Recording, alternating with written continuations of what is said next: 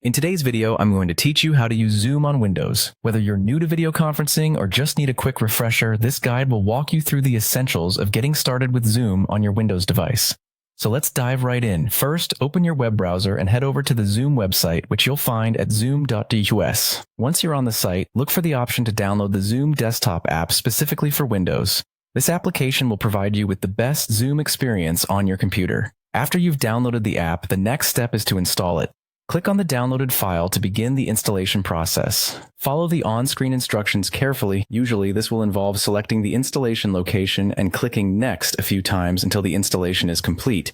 It's fairly straightforward, but take your time to ensure it's set up correctly. Once the installation is finished, it's time to open the Zoom app. You'll be prompted to sign in with your account credentials. If you don't have an account yet, you can create one quickly on the website.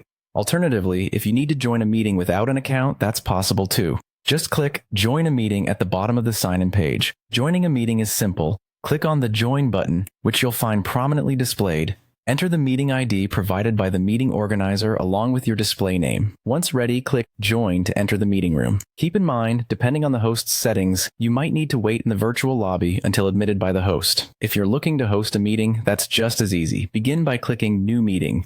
You'll have the option to start the meeting with or without video, depending on your preference or the nature of the meeting. Choosing to start without video might be a good option if you're in a hurry or if you need to save bandwidth. While in a meeting, familiarize yourself with the toolbar located at the bottom of the screen. Here, you'll find essential controls such as muting or unmuting your microphone, toggling your video on or off, and sharing your screen. Screen sharing is especially useful for presentations or collaborating on projects in real time.